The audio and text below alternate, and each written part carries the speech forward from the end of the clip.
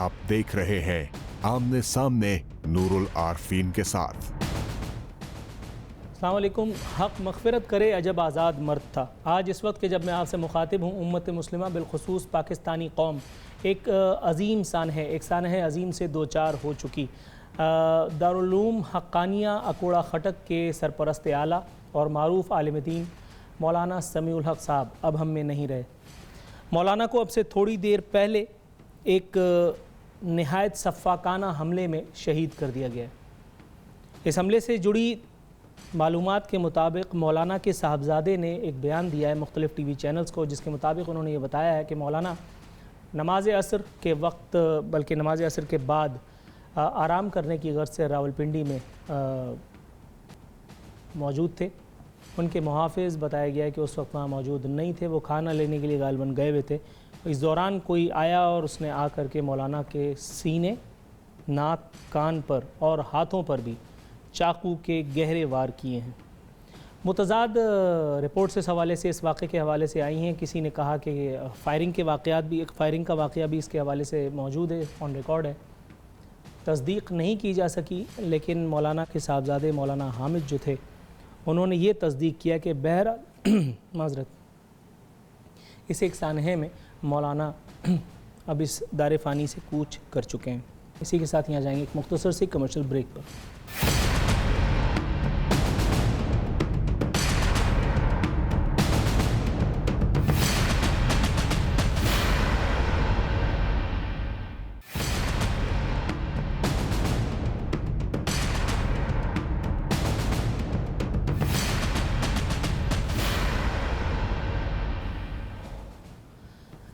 Welcome back नाज़रीन। इंतहाई माज़रत ख़्वाह हूँ अब से थोड़ी देर पहले होने वाली गैर दानिस्ता हरकत के लिए। आपकी तबीयत नाजुक पर गिरा गुजरी होगी यकीनन, लेकिन इस माज़रत के बाद कारी उस्मान साहब से हमने इस सानहे के हवाले से मौलाना समीउल हक़ के जो इंतकाल पर मलाल है बल्कि उनकी शहादत है उसके हवाले से कुछ मुख्तसर गुफ्तगू की थी। आइए आपको वो सुनवाते हैं और आपको बताते हैं कारी उस्मान साहब इस सानहे के हवाले से क्या व्यू पॉइंट रखते हैं। शेखुल हदीस मौलाना समीउल हक़ साहब का सफाकाना कत्ल बदतरीन दहशतगर्दी और बुज़दिलाना कार्रवाई है। मौलाना समीउल हक़ के साना इर्तिहाल पर आज पूरी पाकिस्तानी कौम सोगवार और गमज़दा है।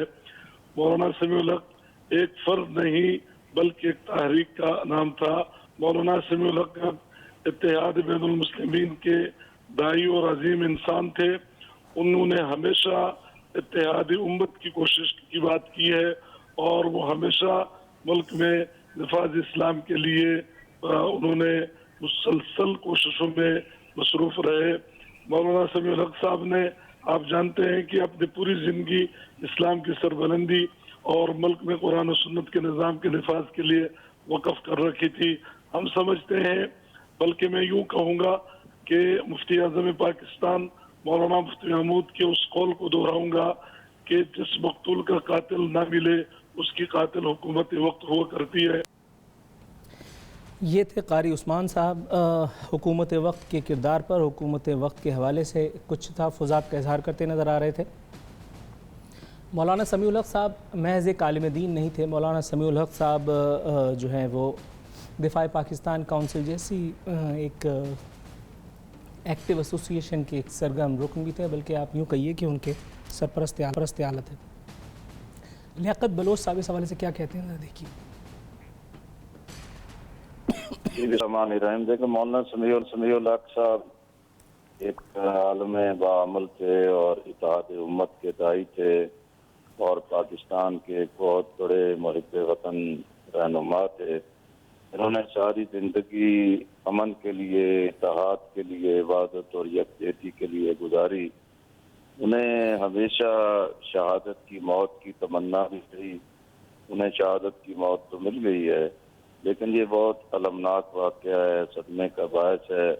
मुझे एक तवील मुद्दत से पार्लियामेंट में भी मुत्तहिदा मजलिस अमल, मिली यकजहती कौंसल और दिफा पाकिस्तान कौंसल शरीयत महाज पर मिल के काम करने का मौका मिला। वो बहुत एक नफीस आदमी, मोहब्बत वाले आदमी और एक बड़े इजहार की जुर्रत रखने वाली शख्सियत थे। उनके इस अलमनाक कत्ल से जो है कि एक बड़ा منفی پیغام ہے، معاشرے پر ایک بہت دورس منفی اثرات مرتب ہوں گے، لیکن ملک پہلے ہی بڑے بحرانوں سے دوچار ہے۔ اب ریاست کو، ریاست کے اداروں کو اور تمام قومی قیادت کو مل کر انہی ترجیحات پر اپنا کوئی نہ کوئی مثبت کردار ادا کرنا ہوگا، وگرنہ حالات جو ہیں کہ اور زیادہ بگڑیں گے، اور وہ قوتیں جو ایک طویل مدت سے پاکستان کو غیر مستحکم دیکھنا چاہتی ہیں، اپنے استحکام کا شکار کرنا چاہتی ہیں، ان کے مقابل میں قوم کو وحدت اور یکجہتی کا ہی مظاہرہ کرتا۔ ناظرین، یہاں ہم پروگرام میں جائیں گے ایک مختصر سی کمرشل بریک پہ۔ اللہ تعالیٰ سے دعا ہے پروردگار کے مولانا سمیع اللہ کی درجات کو بلند فرمائے، اور ان کے جو لواحقین ہیں، پسماندگان ہیں، ان کے معترفین معتقدین ہیں، ان کو صبر جمیل و اجر عظیم عطا فرمائے۔ اسی کے ساتھ یہاں جائیں گے ایک مختصر سی کمرشل بریک پر۔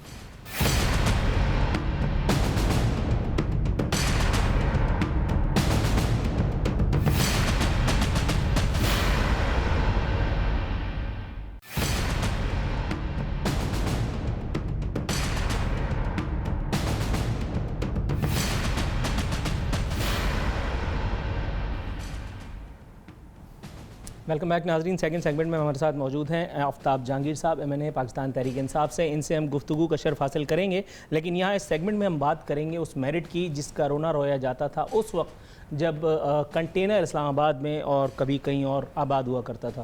یہ اس وقت کی بات ہے جب عمران خان صاحب اپوزیشن میں ہوا کرتے تھے، حالانکہ غالب اکثریت کا خیال یا اپوزیشن جماعتوں کا خیال یہ بھی ہے کہ اس وقت بھی خان صاحب اپوزیشن میں ہی ہیں، لیکن پھر بھی عذرائے اخلاق اگر ہم اس دور کو یاد کریں تو خان صاحب اس وقت یہ بتایا کرتے تھے کہ نئے پاکستان میں کیا چیزیں نہیں ہونی چاہیے، نئے پاکستان میں میرٹ کا بول بالا ہونا چاہیے، جو right man at the right place ہے وہ ہونا چاہیے تاکہ درست وقت پر اچھے نتائج حاصل کیے جا سکیں۔ لیکن انفارچونیٹلی جب سے تبدیلی سرکار آئی ہے، پے در پے ایسی حماقتوں کا یا غلطیوں کا ارتکاب کیا جا رہا ہے جو خود حکومت کے گلے پڑ رہی ہیں۔ اس سے پہلے DPO پاک پتن کا معاملہ ہوا تھا جس پر حکومت کو اچھی خاصی ہزیمت کا سامنا کرنا پڑا تھا۔ یہ معاملہ ڈائریکٹ سپریم کورٹ نے اس کا نوٹس لیا، اس کے بعد وزیر اعلیٰ پنجاب کی طلبی ہوئی، اس کے بعد سبکی ہوئی، اس کے بعد انہوں نے معذرت سبمٹ کی۔ بھائی وزیر اعلیٰ پنجاب دکھا دو یار، اب تو میں آگے بھی بڑھنے والا ہوں۔ تو وزیر اعلیٰ پنجاب کی خیر سبکی بھی ہوئی خوب جی بھر کر کے، انہوں نے معذرت بھی کی۔ اس کے بعد عمران خان صاحب جو ہیں وہ پھر گائے بگائے آ کر کے ہمیں یہ بھی بتاتے رہے کہ آپ لوگ گھبرائیے نہیں، عرف عام میں جس کو کہتے ہیں کہ چل کیجئے، لیکن ہم چل کر نہیں پا رہے کیونکہ پے در پے اتنے حادثات اور سانحات رونما ہو رہے ہیں۔ کبھی پیٹرولیم پرائزز بڑھا دی جاتی ہیں، کبھی گیس پرائزز ہمیں تنگ کیا جاتا ہے، کبھی پھر بجلی کے نرخ بڑھا دیے جاتے ہیں۔ لیکن اس کے بعد پھر ایک ایسا نادر شاہی کارنامہ ہوا۔ اعظم سواتی صاحب ایک وزیر ہیں اور وہ ظاہر ہے کہ ان کی بھی یہ پہلی جماعت نہیں ہے، یہ تو کوئی کہنے کی بات نہیں ہے، وہ پہلے کسی اور جماعت میں تھے، اس کے بعد پھر ان کو اچانک تحریک انصاف اچھی لگنے لگی۔ تحریک انصاف میں جب وہ آئے تو ظاہر وزارت تو ان کا حق تھی، وہ حق ان کو مل گیا۔ اس کے بعد چونکہ وہ قبضہ کرنا بھی ذرا وزراء کا ایک استحقاق ہوا کرتا ہے، وہ انہوں نے قبضہ بھی کر لیا۔ ایک غریب آدمی نے قبضہ کیا تھا، وہ ان کو سمجھ میں نہیں آیا، کچھ گائے وائے کا ایشو۔ اب اگر گائے بھینسوں میں جاؤں گا تو پھر معاملہ ذرا آگے پیچھے ہو جائیں گے، شاید آفتاب صاحب کو یا دوسرے لوگوں کو برا لگے۔ یہ ہے وہ غریب آدمی جو ان کے جو ہے استحقاق کی بھینٹ چڑھ گیا۔ IG اسلام آباد کو اس میں کھینچ لیا انہوں نے، اعظم سواتی صاحب نے، کیونکہ ظاہر ہے وہ منسٹر ہیں، منسٹر ان یونیفارم، حالانکہ منسٹر کی کوئی یونیفارم تو نہیں ہوتی، یونیفارم تو IG کی ہوتی ہے، لیکن IG کی یونیفارم انہوں نے لے لی۔ انہوں نے خان صاحب سے بات کی، بتایا جا رہا ہے، واللہ عالم مجھے نہیں معلوم، خان صاحب نے ظاہر ہے کہ اپنے وزیر کی سائڈ لی اور انہوں نے ان کی وکٹ لے لی۔ خان صاحب بالر بھی اچھے رہے تو وکٹ لینا ان کے لیے کوئی مشکل نہیں تھا۔ IG صاحب وکٹ دے کر کے خاموشی سے ایک یوں کہیے کہ آئسولیشن میں چلے گئے، لیکن چیف جسٹس آف پاکستان میاں ثاقب نثار صاحب کو ان کی آئسولیشن پہ اعتراض تھا، انہوں نے ان کو آئسولیشن سے بلوایا، چھٹیوں سے رخصت سے اس کو بلوایا، اور یہ معاملہ سوموٹو نوٹس کی زد میں آ گیا۔ اس کے بعد سے آتے ہیں گلے پڑی ہوئی ہیں تحریک انصاف کے، اس کے بعد سے آتے گلے پڑی ہوئی ہیں بالخصوص اعظم سواتی صاحب کے۔ قرین قیاس دشمنوں کا یہ ہے کہ غالباً اب ان کی وکٹ ڈاؤن ہونے والی ہے اور ان کی نااہلی تک نوبت جائے گی۔ واللہ عالم ایسا ہوتا ہے نہیں۔ آفتاب جہانگیر صاحب سے ان کا مطمئن نظر جانے لیتے ہیں۔ سر السلام علیکم۔ وعلیکم السلام۔ سر پہلی مرتبہ آپ میرے شو میں شرکت کر رہے ہیں، اس لیے خوش آمدید۔ اور یہ جو میں نے ابھی اتنی دیر تک بقراتی کی ہے، اس پر میں معذرت نہیں کروں گا. یہ بہت سارے لوگوں کی ایک رائے ہے, میں نے اس کا ایک تمہید اس لیے باندھی تاکہ آپ کو ایک بیک گراؤنڈر دیا جا سکے. یہ مجھے بتائیے گا جو پچھلی حکومتوں میں حرام تھا اس حکومت میں حلال کیسے ہو گیا؟ ہر وہ آدمی جو عمران خان صاحب یا ان کے جو جس کو کہتے ہیں آپ کابینہ, ان کے وزراء کو پسند نہ ہو اس کو ہٹا دیا جائے, اس کی وکٹ لے لی جائے اور یہ کام جسٹ بھی ہو, اس کی جسٹیفیکیشن بھی پیش کی جائے, اور جب اس معاملے کا نوٹس لیا جائے تو فواد چودھری صاحب کہیں کیا وزیر اعظم کا اتنا بھی اختیار نہیں؟ تو وزیر اعظم کا اختیار تو بہت کچھ ہے, پھر لے جائیں سب کوئی. بسم اللہ الرحمن الرحیم. بہت شکریہ نور العالفین صدیقی صاحب آپ کا. پہلے تو میں مولانا سمیع الحق صاحب کی شہادت پر ان اللہ و انا الیہ راجعون, اور جو عالم اسلام کا ایک بہت بڑا نقصان اور بالخصوص پاکستان کا, کیونکہ مولانا امن کے داعی تھے اور مولانا کا ایک بہت بڑا رول تھا افغانستان اور پاکستان کے درمیان امن کو پیدا کرنے کے لیے. تو اس سلسلے میں یہ بہت بڑا نقصان ہے, اور میں یہ سمجھتا ہوں کہ آج کے دن اگر ہم تھوڑا سا اپنی گفتگو کو بہتر انداز میں کر لیتے, جیسے کہ ابھی آپ نے خود ہی اپنے بارے میں کہا کہ میں کچھ وہ کر رہا تھا, تو مجھے ایسا لگتا تھا کہ جیسے کہیں آپ ڈرائنگ روم میں کسی عام پاکستانی کی لینگویج کو پروگرام کے اندر شامل کر رہے ہیں. دیکھیں بات یہ ہے کہ سب سے پہلے یہ وضاحت مجھ پہ قرض ہے, اس لیے آپ کی بات کو انٹروین کر رہوں گا. یہ وضاحت مجھ پہ قرض ہے, یہ سوٹ ٹائی والے کسی اینکر کا شو نہیں ہے جس میں ہکلا کر کے اور وزراء کے پروٹوکول کا خیال کر کے میں سامنے والے کے استحقاق کو بروکار لاؤں. یہ وہ شو ہے جس میں عوام کے مطمئن نظر کو میں اپنے مہمانوں تک پہنچاتا ہوں اس ایک انداز میں جو میرا ہے, تو اس لیے اس پہ میں قطعی معذرت خواہ نہیں ہوں. نہیں, میں آپ سے معذرت کی بات بھی نہیں کر رہا. میرا تعلق تھوڑا بہت آپ کے شو میں پہلی دفعہ آیا ہوں, لیکن اب تک کے بے شمار شو میں میں خاص طور پہ صبح مارننگ شو میں بہت دفعہ آیا ہوں. یہ مارننگ شو سے ذرا ڈیفرنٹ ہے سر. پروگرام کی زینت بنتا رہا ہوں. اچھا جی مجھے معلوم ہے, لیکن جو مطلب جو مجھے یہ آپ کی رائے ہے, آپ نے جو اس طرح کا جو میری رائے, میں اپنی رائے بیان کر رہا ہوں کہ دیکھیں جو چیز پہلے حرام تھی وہ آج بھی حرام ہے, جو پہلے حلال تھی وہ آج بھی حلال ہے. دیکھیں بات یہ ہے کہ کوئی غلط کام پہلے ہوا ہو تو میں اس کی بھی تائید نہیں, اس کی بھی وہ مذمت کروں گا, اور جو غلط کام آج ہو رہا ہوگا مجھ میں اتنی اخلاقی جرت ہے کہ میں اس کو آج بھی غلط کہوں گا, چاہے وہ کوئی میری حکومت کے اندر ہوا ہو یا ماضی کی کسی حکومت نے کیا ہو. تو میرے لیے دونوں چیزیں, جو غلط ہے وہ غلط ہے, جو صحیح ہے وہ صحیح ہے. لہٰذا میں کسی غلط بات کی حمایت نہیں کروں گا, چاہے وہ اعظم سواتی صاحب ہوں, چاہے وہ ڈی پی او کا مسئلہ ہو. جو غلط ہے وہ غلط ہے. رائٹ. آپ یہ مجھے بتائیں گے سر, غلط تو ہے, اعظم سواتی صاحب کا بھی آپ نے نام لے لیا, تو اچانک یہ خان صاحب اس لیول پہ جا کر کے اغلاط کا سلسلہ, اگر مجھ سے پوچھا تو میں نے آپ کو بتا دیا. نہیں, اغلاط کا سلسلہ اگر اوپر تک چلا جائے تو بھی آپ کنڈیم کریں گے, کیونکہ ڈی پی او پاک پتن والے معاملے پر بھی خان صاحب نے انٹروین کیا تھا, اور فائنلی اس معاملے کا بھی تانے بانے وہاں تک جا رہے ہیں. اچھا دیکھیں, یہ خان صاحب تک تانے بانے نہیں جا رہے, لیکن یہ کیونکہ ہر چیز کو جو ہے ہم اوپر تک لے جاتے ہیں. خان صاحب میرٹ کے اوپر بات کرتے ہیں اور ہمیشہ میرٹ پر ہی فیصلہ کرتے ہیں, اور آپ آگے بھی چل کر دیکھیں گے انشاءاللہ تعالی میرٹ کے اوپر ہی فیصلہ ہوگا. خان صاحب ایک بہادر آدمی ہیں, وہ کبھی کسی کے دباؤ میں نہیں آتے. اچھا سر, یہ مجھے بتائیے گا, خان صاحب کے بہت قریب رہ چکے ہیں ہارون الرشید صاحب, معروف صحافی, معروف تجزیہ کار, معروف کالم نگار, معروف واٹ ایور. ان کا ایک شو میں دیکھ رہا تھا, ان کا ایک ویو پوائنٹ ہے, ایک کالم بھی ان کا میرے سامنے ہے, وہ لکھتے ہیں کیا حکومت الٹے قدموں چل پڑی ہے. ایک دو لائن میں آپ کو پیش کر دیتا ہوں اور پھر اس کا ایک خلاصہ. کیا عمران خان اپنے پاؤں پر کلہاڑی مارنے نکلے ہیں؟ کیا پنجاب کی حد تک ان کی حکومت الٹے قدموں پر چل پڑی ہے؟ پختونخوا کا آموختہ بھلا کر وہی کرنے چلی ہے جو پچھلی حکومتیں کرتی تھیں. سول سروس میں اپنے پسندیدہ ٹولے کی سرپرستی. کلاسیکل مثال اسلام آباد کے آئی جی کا تبادلہ ہے, عدالت نے جس پر حکم امتناعی جاری کر دیا.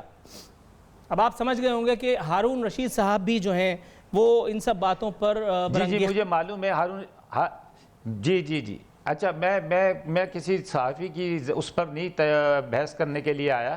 ہارون رشید صاحب کا ابھی پچھلے دنوں ہارون رشید صاحب کی ہی ایک ویڈیو جو ہے, ایک آڈیو جو ہے وائرل ہوئی تھی, اس میں بھی ہارون رشید صاحب کا آپ نے دیکھ لیا ہوگا انداز کیا تھا.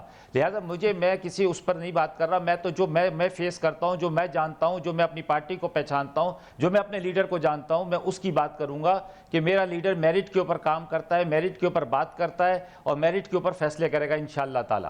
رائٹ, چلیں اب میرٹ پہ بات کر لیتے ہیں. اچھا سر, یہ پیٹرولیم مصنوعات وغیرہ جو بڑھائی گئی ہیں, اس کی کوئی جسٹیفیکیشن دیں گے کہیں؟ جی اس کی جسٹیفیکیشن یہ ہے کہ دیکھیں بات یہ ہے کہ جس حالات میں ہمیں ملک ملا، اگر اس حالات کے اندر بعض دفعہ مشکل حالات کے اندر دوائی کھانی پڑتی ہے، جب آپ بیمار ہوتے ہیں تو آپ کو کچھ نہ کچھ میڈیسن لینی پڑتی ہے، بعض دفعہ ایک کورس میں آپ کی وہ طبیعت صحیح ہو جاتی ہے، بعض دفعہ اس اینٹی بائیوٹک کو دوبارہ آپ کو استعمال کرنا پڑتا ہے، ہمیں بھی معلوم ہے۔ تو یہ آپ نے کنٹینر پہ تو نہیں بتایا تھا سر؟ اگر کسی یہ آپ نے کنٹینر پہ تو نہیں بتایا تھا؟ اس وقت تو سب میٹھا میٹھا کنٹینر حبب کی تھا۔ بات نہیں ہو رہی، یہ کنٹینر نہیں اب بھی میٹھا میٹھا حباب ہے اور کڑوا کڑوا تھو ہے، اب بھی وہی ہے، ایسا نہیں ہے، کوئی فرق نہیں آیا۔ لیکن فرق یہ آیا ہے سر، فرق یہ آیا ہے کہ جب ہم نے حکومت کو سنبھالا ہے، ہمیں وہ دیگ ملی ہے جس دیگ کے اندر باورچی نے اپنے لیے بھی کھانا نہیں چھوڑا۔ تو اس لیے جب آدمی کہیں اب اس میں آیا ہے، جو مسائل ہیں اس کو اس کے حساب سے، میرٹ کے حساب سے دیکھا جائے گا، لیکن انشاءاللہ تعالیٰ آپ دیکھیں گے آگے چل کر جس طرح آسانیاں پیدا ہوں گی، جس طرح معاملات صحیح ہوں گے، تو پھر یہ فیصلہ تو قوم نے کرنا ہے کہ اس نے اگر ہماری پرفارمنس کے اوپر اور ہمارے ان ساری چیزوں کے اوپر جو فیصلہ کرے گی وہ ہمیں بالکل سر تسلیم خم قبول ہے۔ لیکن یہ ہے کہ یہ حالات کے ساتھ سر پچھلی حکومتیں جب آئی تھیں نا اقتدار میں، تو یہ پاکستان میں حکومتوں کا وطیرہ ہے، شیوا ہے کہ جب کوئی نئی حکومت آتی ہے اقتدار میں تو یہ بتاتی ہے سب سے پہلے کہ خزانہ خالی تھا۔ سر ایک سیکنڈ، سب سے جی سر میں پہلے سوال کمپلیٹ کر لوں۔ عارفین صاحب 3,000 سے 30,000 روپیہ پچھلی حکومتوں نے قرضے کو 3,000 ارب تک لے گئے، 30,000 ارب تک لے گئے۔ سر میں ایک بات آپ کی خدمت میں عرض کر دوں، جس کی وجہ سے سب سے پہلے میں ایک بات آپ کی خدمت میں عرض کر دوں، ہم پچھلی حکومتوں سے نالان تھے اس لیے تبدیلی لائے، تو اس لیے اس بات پہ تو کوئی جھگڑا ہے ہی نہیں نا۔ بالکل، تو تبدیلی کے لیے کچھ ٹائم تو آپ کو دینا پڑے گا نا، تبدیلی کے لیے کچھ ٹائم تو دینا پڑے گا۔ ابھی تو آپ نے بچے کو اسکول میں بھیجا نہیں اور آپ کہتے ہیں گریجویشن کی سند ہاتھ میں لے آؤ۔ نہیں سر، خاک ہو جائیں گے ہم تم کو خبر ہونے تک، آپ تو وزیر بن جائیں گے لیکن میں تو ادھر ادھر ہو جاؤں گا۔ نہیں ہوں گے انشاءاللہ تعالی۔ نہیں 100% اس بات پہ تو 100 روپے کی شرط لگ گئی، کیونکہ جس آپ عام آدمی کی بات کر رہے ہیں اس عام آدمی سے آپ لوگوں کا رابطہ نہیں ہے۔ میں عام آدمی کی بات کر رہا ہوں، خاک نہیں ہوں گے انشاءاللہ۔ کس عام آدمی کی بات کر رہے ہیں سر آپ کس عام آدمی کی بات کر رہے ہیں؟ اس وقت کراچی کی سڑکوں پہ ایک عام آدمی جوتے کھا رہا ہے، کہاں ہے حکومت؟ کہاں ہے حکومتی مشینری؟ کہاں ہے ہمارے لا انفورسمنٹ ایجنسیز؟ عام آدمی حکومت کی وجہ سے تو جوتے نہیں کھا رہا۔ تو سر حکومت ہے کہاں، میں یہ پوچھنا چاہ رہا ہوں۔ جوتے نہیں کھا رہا، وہ اسکوٹر پوچھ رہی ہے کہ میں نے کون سی توہین رسالت کی، وہ گاڑی پوچھ رہی ہے میں نے کون سی توہین رسالت کی، وہ کیلے والا۔ نہیں تو خان صاحب، میں خان صاحب کی بات کر رہا ہوں، اس وقت خان صاحب کو ملک میں ہونا چاہیے تھا نا۔ آپ کون سی؟ میں سر آپ سے یہ پوچھنے کی کوشش کر رہا ہوں، اس وقت خان صاحب اگر ہمارے ملک میں ہوتے روٹین کے تو معاملات آسانی سے نہیں نمٹ جاتے۔ روٹین کے دورے پر ہیں، اگر آپ نہیں جاتے تو بھی آپ تنقید کرتے، وہ اپنی روٹین کے دورے پر ہیں، اس کی پوری ٹیم یہاں موجود ہے، لہٰذا اس کی کوئی پریشانی نہیں ہے۔ 3-4 دن بعد خان صاحب پاکستان میں ہی ہوں گے انشاءاللہ تعالیٰ اور بہتر حالات کے ساتھ ہوں گے۔ نہیں آپ کو لگتا ہے یہ خان صاحب 3-4 دن کے بعد جب آئیں گے تو اس وقت تک آپ کے وزراء اس لائق ہیں کہ مطلب یہ معاملات کو نکال لیں گے؟ بالکل نکال لیا، معاملہ تو صحیح ہوگا انشاءاللہ، کل سے روٹین میں آ جائیں گی سب چیزیں۔ اچھا چلیں، آپ کا یہ کانفیڈنس کل تک ہم دیکھ لیں گے۔ ویسے کل بھی وزیر اطلاعات پنجاب فیاض الحسن چوہان صاحب نے ہمیں رات میں یہ بتایا تھا کہ رات تک دھرنا کال آف ہو جائے گا۔ انشاءاللہ دیکھ لیجئے گا، ابھی آپ ہی نے چلایا، آپ ہی کے چینل میں میں نے دیکھا ہے، میں نے اپنے چینل پہ نہیں دیکھا، میں آپ ہی کے اسٹوڈیو میں بیٹھا تھا، اس میں لکھا ہوا ہے کہ معاہدہ طے پا گیا ہے اور سب سارے معاملات صحیح ہو گئے، کامیاب ہو گئے مذاکرات۔ چلیں اللہ کا شکر ہے، پاکستان ایک نئی تبدیلی کی جانب، ایک نئے سفر کی جانب گامزن ہے، جس کے بعد اب دکھ کا کوئی سایہ ہمارے سروں پر نہیں منڈلائے گا۔ آفتاب جہانگیر صاحب سر، آپ کی شو میں آمد کا انتہائی، آپ بھی دعا گو رہے ہیں۔ ہاں سر بس دعا ہی کرتے رہیں، بس دوا تو ہمارے بس میں نہیں ہے۔ ناظرین اسی کے ساتھ وقت ہوا ہے پروگرام میں ایک مختصر سے کمرشل بریک کا، بریک سے واپس ایک نئے مہمان ہیں، ان کا صبر آزماؤں گا، ہمارے ساتھ رہیے۔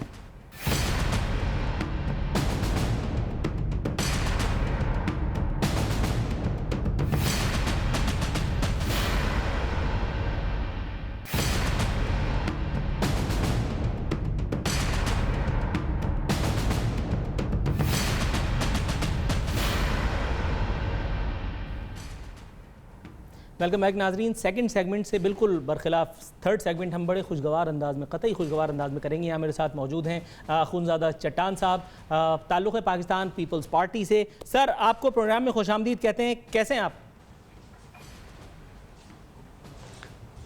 مہربانی، اللہ کا لاکھ لاکھ شکر ہے۔ اچھا سر یہ مجھے بتائیے گا، آصف علی زرداری صاحب نے پہلے تو ایک زبردست قسم کی دھواں دھار تقریر کر کے اپوزیشن جماعتوں کو ایک پلیٹ فارم پہ یکجا ہونے کی دعوت دی، اس کے بعد پھر جب معاملات آگے پیچھے ہو گئے تو اس کے بعد آصف علی زرداری صاحب نے اسمبلی میں کھڑے ہو کر کے حکومت کو مفاہمت کی پیشکش کر ڈالی. راویان روایت کا یہ کہنا ہے چونکہ اے پی سی کا معاملہ فلاپ ہو گیا تھا اور دوسری طرف اعتماد سازی کا یہ عالم تھا کہ شہباز شریف صاحب نے اسمبلی میں خطاب کرتے ہوئے جو جملہ کہا وہ تاریخی نوعیت کا تھا. انہوں نے کہا کہ پیپلز پارٹی کو ملک تباہ نہیں کرنے دیں گے، حالانکہ پیپلز پارٹی تو حکومت میں نہیں ہے. تو یہ سب دیکھ کر کے آصف علی زرداری صاحب نے، جو کہ سب پہ بھاری ہیں، انہوں نے ہوشیاری پکڑی اور انہوں نے کہا کہ بہتر ہے کہ جے اور ویرو والی دوستی کا جو ہے نا کانسیپٹ وہ سامنے لایا جائے. آپ کے خیال میں یہ دوستی ہو پائے گی؟ بسم اللہ الرحمن الرحیم. سب سے پہلے بات تو یہ کہ اے پی ایس سی ناکام نہیں ہوئی ہے اور اس پہ کام شروع ہوا ہے کہ پہلے پارلیمانی شہباز شریف صاحب پارلیمانی سربراہان کے اجلاس بلائیں گے، اس میں ٹی یو آرز طے ہوں گے، اس میں مسائل کا حل ہوگا اور پھر اے پی ایس سی کو بلایا جائے گا. اور اگر کسی کا یہ توقع ہے کہ ایک دم اے پی ایس سی ہو جائے گا تو جس طرح کے ہمارے مطلب ہے کہ ہم تو مختلف پارٹیاں ہیں، ہم تو ایشوز پہ اکٹھے ہو جاتے اور ہر ایک کا اپنا موقف ہے، تو اتنا جلدی نہیں ہو سکتا ہے. تھوڑا سا ٹائم اس پہ لگے گا لیکن ہوگا ضرور. دوسری بات، جب زرداری صاحب کی بات ہے تو پاکستان پیپلز پارٹی کے موقف میں کوئی یو ٹرن نہیں آیا ہے. ہم جمہوری روایات کے امین ہے. ہمارا پچھلا نواز شریف صاحب کی حکومت کے ساتھ بھی دیکھ لے تو ہم نے وہاں پہ دو کام کیا. ہم نے نواز شریف صاحب سے کہا کہ آپ نے یہ مینڈیٹ لیا نہیں ہے، آپ کو یہ مینڈیٹ دلوایا گیا ہے، لیکن پھر بھی ہم چاہتے ہیں کہ جمہوریت کا تسلسل چلے، کیونکہ ہم نے ٹیکنوکریٹس کو آزمایا، ہم نے ڈکٹیٹروں کو آزمایا. جمہوریت کے علاوہ ہمارے پاس کوئی آپشن نہیں ہے. اور ہم نے حکومت کا ساتھ بھی دیا، حکومت کا عوام کے لیے، ملک کے لیے، سسٹم کے لیے، اور ہم نے اپوزیشن کو بھی متحد رکھا، کیونکہ ہم سمجھتے ہیں کہ جب اپوزیشن متحد ہو تو وہ حکومت سے کام لے سکتے ہیں، وہ حکومت کا قبلہ درست کر سکتے ہیں. اور اس ٹائم پہ پی ٹی آئی والے ہمیں تانے دیتے تھے کہ آپ لوگوں کا مسلم لیگ کے ساتھ مکا ہے. ہم کہتے تھے کہ بھائی ان کے ساتھ ہمارا مکا نہیں ہے، ہمارا مکا ہے سسٹم کے ساتھ، ہمارا مکا ہے جمہوریت کے ساتھ. اگر آپ لوگ بھی آ گئے اقتدار میں، جو کہ لائے گئے، ہم تو سمجھتے تھے یہ آ جائیں گے، ہمیں تو یہ نہیں پتا تھا کہ اس کو لایا جائے گا. تو سر اب دیکھیے زمینی حقائق سے یعنی ہاتھ ملا لینا، اس کے سامنے سرنڈر کر دینا بہتر ہوتا ہے. اب آپ مان لیجئے کہ وہ آ گئے ہیں، کیوں آپ بھی پی ٹی آئی کی طرح لڑ رہے ہیں کہ وہ حکومت میں نہیں ہے. اچھا، اب اگلا سوال میرا آپ سے یہ ہے کہ زرداری صاحب نے ساتھ ہی ساتھ دوستی کی پیشکش کے ساتھ ساتھ حکومت کو ایک کھلا چیلنج بھی دے دیا. انہوں نے کہا چلو ٹھیک ہے، میں نے ڈالے فالودے والے کے اکاؤنٹ میں پیسے، آپ ثابت کریں. اب یہ مجھے بتائیے کہ سب سے پہلے جس وقت یہ اکاؤنٹس وغیرہ کی بات ہو رہی تھی اور فالودہ اور رکشہ اور دھوبی اور پتہ نہیں کون کون یعنی اس طرح کی باتیں ہو رہی تھیں، زبان زدام تھا یہ سب کچھ. اس وقت سعید غنی صاحب کا ایک سٹیٹمنٹ مجھے یاد ہے، آن ریکارڈ ہے، کہ انہوں نے کہا تھا کہ لوگ بلا وجہ ہم پر شک کر رہے ہیں. حالانکہ اس وقت کوئی آفیشیلی اس طرح کی بات کسی نے کہیں نہیں کی تھی، لیکن انہوں نے زبردستی یہ پھندا اپنے گلے میں ڈالا. آج پھر یہاں پہ آصف علی زرداری صاحب نے یہ کہہ دیا کہ چلو فالودے والا میرا ہی تھا. اب آپ کے خیال میں کیا یہ شک لوگوں کے دماغوں میں جڑ نہیں پکڑے گا؟ اگر تو اس طرح کی کوئی چیز نہیں تھی تو اس کو ایکسیپٹ کرنے کی زبردستی یہ گھنٹی بجانے کی کیا ضرورت تھی؟ اس کے بعد پھر وہ یہ بھی کہتے ہیں کہ میں گرفتار ہو کر پنجاب میں مزید مقبول ہونا چاہوں گا. مزید لفظ کچھ زیادہ نہیں ہے. پنجاب میں تو مقبولیت کا یہ عالم ہے کہ پیپلز پارٹی صرف بلاول ہاؤس تک محدود ہو کے رہ گئی ہے.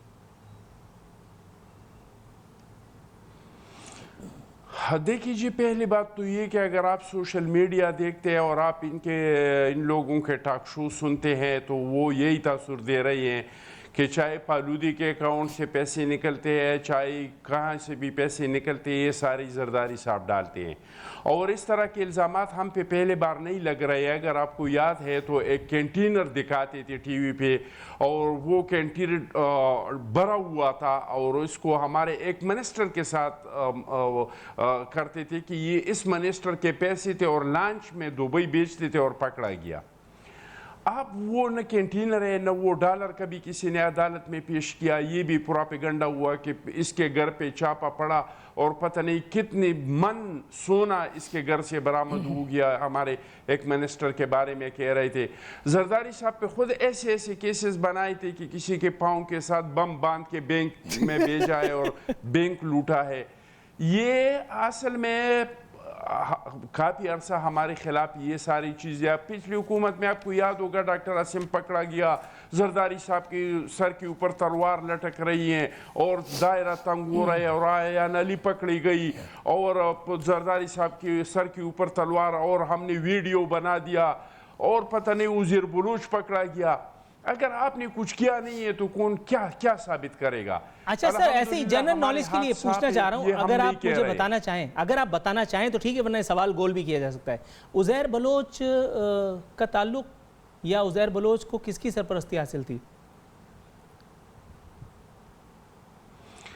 یہ تو آپ عزیر بلوچ پکڑا گیا ہے, ان سے انویسٹیگیشن کرے اور ان سے پوچھے کہ کس کے ہے. لیکن ہمارے دور میں ہمارا جو انٹیریئر منسٹر تھا ذوالفقار مرزا, اس کے بارے میں جو ہمارے دور کا منسٹر تھا تو اس پہ یہ الزام لگایا جاتا تھا کہ اس کی سرپرستی ذوالفقار مرزا کرتے ہیں. جب ذوالفقار مرزا کو ہم نے فارغ کر دیا, پھر ذوالفقار مرزا کا کسی نے ابھی تک اس کے بعد نام ہی نہیں لیا کہ انہوں نے عزیر بلوچ کی کوئی سرپرستی کی ہے. تو مجھے تو نہیں پتا کہ اس کا سرپرست کون تھا, لیکن اگر کوئی پتہ کرنا چاہے تو وہ جیل میں ہے اور ان سے پوچھ سکتے ہیں, ان سے انویسٹیگیشن کر سکتے ہیں, کڑی سے کڑی ملا سکتے ہیں, اور اس بندے کو قوم کے سامنے اور عدالتوں کے سامنے لا سکتے ہیں جنہوں نے عزیر بلوچ کا سرپرستی کی ہے. Right sir. یہاں وزیر اعلیٰ سندھ, جن کا میں بہت معترف بھی ہوں, پہلے تو یہ بتا دوں, ان کا ایک سٹیٹمنٹ میرے سامنے کہہ رہے ہیں کہ کراچی سرکولر ریلوے پر کام کر رہے ہیں, ونڈ کوریڈور سے 50,000 میگا واٹ بجلی پیدا کریں گے. سندھ ملک کو 70% ریونیو دیتا ہے, لیکن کراچی کے انفراسٹرکچر کو ترقی دینے کے لیے وفاقی حکومت نے تعاون نہیں کیا. سر, جہاں تک میری یادداشت کام کرتی ہے, کیونکہ ابھی میں عمر کے اس حصے میں نہیں پہنچا جہاں مجھے کچھ سوجھے نا, وفاق میں پیپلز پارٹی کی بھی ایک حکومت تھی, پھر آپ صوبے میں بھی موجود تھے, لیکن اس وقت آپ نے 50,000 تو کیا 50 میگا واٹ بھی بجلی نہیں بنائی. کس چیز کا انتظار کر رہے تھے؟ مطلب فال نکلنے کا جو اس وقت نہیں نکل پائی, یا جو اب نکل آئی؟ اس کے بعد سندھ جو ملک کو 70% ریونیو دیتا ہے, اس حقیقت کا انکشاف وزیر اعلیٰ سندھ پر یا پیپلز پارٹی کی قیادت پر آج ہوا جبکہ آنتے گلے پڑنے جا رہی ہیں, یا واللہ عالم؟ دیکھیے, جب پاکستان پیپلز پارٹی کا حکومت بنا تو آپ کو پتہ ہے کہ پیپلز پارٹی کو بہت بڑے بڑے چیلنجوں کا سامنا تھا. سوات سے آپ کا پاکستان کا جھنڈا اتارا گیا تھا. آج تو وہ عمران نیازی صاحب رو رہی ہے نا کہ حالات خراب ہے, لیکن اس ٹائم کے حالات آپ ذہن میں یاد رکھیں. ٹرائبل ایریا سے ریٹ آف دی گورنمنٹ ختم ہو چکا تھا, بلوچستان میں ترانہ بجانا بند ہو گیا تھا, 19 سال سے NFC ایوارڈ نہیں ہوا تھا, آئین معطل تھا, اس میں توڑ پھوڑ کیا گیا تھا, سارے اختیارات پریزیڈنسی میں تھے, پارلیمان کے پاس اختیارات نہیں تھے. مولانا فضل الرحمان صاحب اسمبلی میں اٹھ کے اور انہوں نے کہہ دیا کہ یہ عسکریت پسند مارگلا کے پہاڑوں تک پہنچے ہے اور اسلام آباد عسکریت پسندوں کے نرغے میں ہے. عسکریت پسندوں نے پختونخوا گورنمنٹ کو تھریٹ دیا تھا کہ اتنی دنوں میں پشاور خالی کر دے اور حکومت ہم کو سرنڈر کر دے. تو وہاں پہ ایسے حالات تھے, پھر بھی بجلی لوڈ شیڈنگ ختم کرنے کے ہم نے بہت مخلصانہ کوشش کیا تھا. لیکن وہاں پہ جو عدالت میں ایک بندہ بیٹھا ہوا تھا, آپ کو یاد ہوگا کہ ہم کسی SHO کا بھی ٹرانسفر کرتے تو وہاں سے سوموٹو آ جاتا. تو ہمارے بہت سارے منصوبے ایسے تھے کہ عدالتوں سے کی وجہ سے وہ تاخیر کی شکار ہو گئی.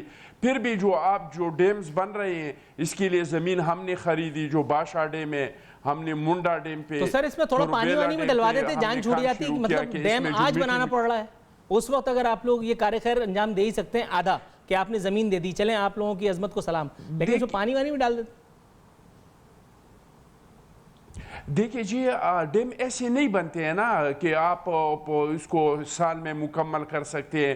جو اس کا سب سے سخت مرحلہ تھا وہ یہ تھا کہ لوگوں کو راضی کرنا کہ وہ اپنی زمینیں چھوڑ کے, اپنے گاؤں کو چھوڑ کے جو ڈیم کے احاطے میں آ رہے تھے, वो वहाँ से नकल मकानी करे और ज़मीन डैम को दे दे और इसके साथ मुआवजे का तयन करना, ये एक मरहला था, लंबा मरहला था। लेकिन जब पाकिस्तान पीपल्स पार्टी का हुकूमत ख़त्म हो रहा था तो इस डैम के लिए हमने ज़मीन ख़रीदा था, लोगों को राज़ी किया था और बहुत सारा काम इसमें हो गया था। सर मुझे, मैं कता कलामी की माफ़ी चाहता हूँ, कता कलामी की माफ़ी चाहता हूँ। एक सवाल मुझे याद आ गया, मैंने कहा कि इससे पहले कि वक्त धोखा दे जाए। सर आसिफ अली जरदारी साहब ने कुछ दिनों पहले एक प्रेस कॉन्फ्रेंस की थी जिसमें उन्होंने शिकवा किया पाकिस्तान तहरीक इंसाफ की क़यादत से कि मैं अगर किसी दोस्त को फसल का पूछने के लिए भी फ़ोन करता हूँ तो उसको उठा लिया जाता है। शिकवा मुझसे है, प्रॉब्लम मुझसे और खुमियाजा मेरे दोस्त भुगत रहे हैं। ये डायरेक्ट एक इंटीमेशन थी कि पाकिस्तान पीपल्स पार्टी की क़यादत से पाकिस्तान तहरीक इंसाफ की क़यादत को पर्सनल कोई ग्रज है। उसके बाद जब मामलात, क्योंकि आसिफ अली जरदारी साहब के हवाले से नून इन लोगों का कोई ना सॉफ्ट हुआ, यानी टोन डाउन किए इन्होंने अपनी, ना कोई ऐसे मामला देखे गए। उसके बाद आसिफ अली जरदारी साहब अचानक असम्बली में आकर के और एक फ़राग़ दिलाना पेशकश फरमाते हैं। आपके ख़्याल में ये उनकी बेबसी का इजहार नहीं था, खुदा न खास्ता, कि फाइनली सरेंडर कर दिया उन्होंने, उनका यार अब लड़ तो सकते नहीं तो चलो ज्वाइन कर लें? देखिए जी, मैं आपको बताऊँ, अगर इस मुल्क में कोई लड़े है डिक्टेटरों से तो वो पाकिस्तान पीपल्स पार्टी लड़े है। ज़ियाउल हक का तारीख़ उठा के देख ली, मुशर्रफ का तारीख़ उठा के देख ली, ये बाकी सारे तो डिक्टेटरों के साथ थे, लड़ा तो कोई नहीं है। लेकिन जरदारी साहब एक मुदब्बिर सियासतदान है, साबिक़ सदर है, और उन्होंने एक जो स्पीच किया, मैं तो उसको खिराजी तहसीन पेश करता हूँ। ये और बात है, हम जमहूरियत के हमारी, आप मंशूर उठा के देखिए, इसमें लिखा है इस्लाम हमारा दीन है तो जमहूरियत हमारी सियासत है। हम जमहूरी रवैयों के पासदार हैं, हमारा किसी के साथ कोई झगड़ा नहीं है। हम सियासत करते हैं इस मुल्क में आवाम के लिए, इस पाकिस्तान के लिए। हम चाहते हैं कि कोई भी हुकूमत हो वो आवाम को कोई डिलीवर करे। हम, ये ज़रूरी नहीं है कि पाकिस्तान पीपल्स पार्टी हमेशा इख्तिदार में हो, लेकिन ये मुल्क ऐसा है। आपने अभी थोड़ी देर पहले कहा ना कि पंजाब में पाकिस्तान पीपल्स पार्टी के हालात बहुत ख़राब हो चुके हैं। क्यों ख़राब हो चुके हैं? इसलिए ख़राब हो चुके हैं कि दो रास्ते थे, या तो हम नवाज शरीफ के लिए हम सुल्तान राही बनती, उसको गालियाँ देती, इसका मुखालफत करते। अगर हम मुखालफत करते तो हुकूमत अपना 5 साल पूरा नहीं कर सकते थे। अगर हम मुखालफत नहीं करते, हम इसके साथ ताउन करते, हम चाहते कि 5 साल पूरा करें, तो हमारे वोट बैंक को नुकसान पहुंचता। हमने अपना वोट बैंक तबाह कर दिया, लेकिन हमने जमहूरियत का तसलसल को जारी रखा। वहाँ पे नवाज शरीफ का सियासत है और एंटी नवाज शरीफ सियासत है। हमें पता था कि हम हुकूमत के साथ ताउन करेगी तो पंजाब में इसमें हमारे वोट बैंक पे असर पड़ेगा, और पड़ भी गया। तो हम ये नहीं चाहते कि हमेशा हम इक़्तिदार में हों, हम सिर्फ ये चाहते हैं कि इस मुल्क में हमेशा जमहूरियत रहे, क्योंकि इस मुल्क का निजात जमहूरियत में है। हम कमज़ोर से कमज़ोर जमहूरियत इस मुल्क को कुछ डिलीवर कर सकते हैं, और मजबूत से मजबूत डिक्टेटरशिप ने इस मुल्क को तबाही की सिवा, बम के सिवा, धमाकों के सिवा, दहशतगर्दी के सिवा कुछ नहीं दिया है। तो हम चाहते हैं कि चाहे ये हुकूमत मैंडेट नहीं लिया है, मैंडेट उसको दिया गया भी है, लेकिन ये भी डिक्टेटर और टेक्नोक्रेट की हुकूमत से बेहतर हैं। अगर ये मुल्क के लिए कुछ कर सकते हैं तो हम इसके साथ ताउन करें। ये इमरान खान के साथ ताउन नहीं है, ये हमारा नवाज शरीफ के साथ ताउन नहीं था, ये रियासत के साथ ताउन है, ये इस रियासत के अवाम के साथ हम ताउन कर रहे हैं। अब सर आप इतना जोर दे रहे हैं और आप इतनी दूर से चल के स्टूडियो तक पहुंचे हैं, तो आपकी बात को रद्द तो नहीं कर सकता है, इतनी मजाल तो मेरी नहीं है। आपने जो कहा सरे तस्लीम खम, आपकी आमद का इंतहाई मशकूर हूँ कि आपने अपनी मसरूफियत के बावजूद और मेरे साबका ट्रैक रिकॉर्ड को देखते हुए भी मेरे शो को इज़्ज़त बख्शी, आप हमारे साथ मौजूद रहे। आपकी आमद का इंतहाई शुक्रिया। नाजरीन, ये थे अख़ूनज़ादा साहब, जमहूरियत के फ़यूज़ और बरक़ात पर तफसील से रोशनी डाल रहे थे। उम्मीद है आपने भी कुछ सबक लिया होगा, मैं भी कुछ सीखने तो लगा हूँ, लेकिन वक्त जो है वो अब ख़त्म हो चुका है। नूरुल आरफीन सिद्दीकी और आमने सामने की टीम को इजाज़त दीजिए। फ़ी अमानिल्लाह।